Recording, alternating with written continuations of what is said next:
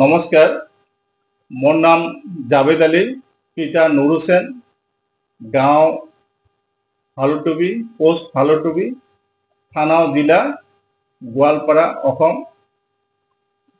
মই কংগ্ৰেছ দলৰ সাধাৰণ সম্পাদক। অসমৰ স্বনামধন্য মহামানৱ প্ৰয়াত জুবিন গাৰ্গৰ আন্তৰিক শ্ৰদ্ধা আৰু তেখেতৰ পৰাত্মাৰ শান্তি কামনা কৰিলোঁ।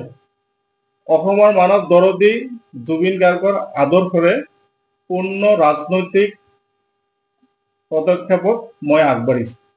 যোৱা কামত মোৰ মিছেছ জিলা পৰিষদৰ সভানেত্ৰী আছিল টিমজিয়া মাৰাক। 2026 চনৰ অনুষ্ঠিত হ'বলগীয়া অসম বিধানসভা নিৰ্বাচনত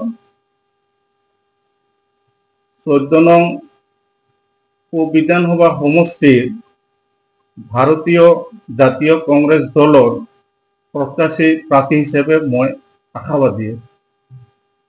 ৰাইজে যদি বিচাৰে, ৰাইজে যদি সহায় কৰে বা আঁকোৱালি লয়, মই আশাবাদী। এইটো দলে সিদ্ধান্ত ল'ব, হাইকমাণ্ডে সিদ্ধান্ত ল'ব। মইতো কংগ্ৰেছৰ হৈ কাম কৰি আছো।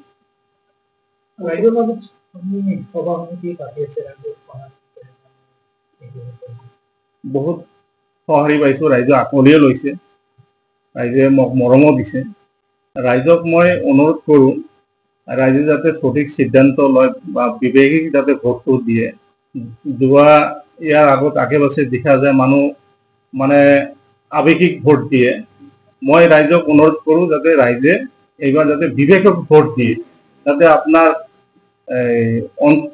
আমাৰ সমষ্টি যাতে উন্নয়ন কৰিব পাৰে, এই বিবেচনা যাতে ৰাইজে লয়, সিদ্ধান্ত লয়।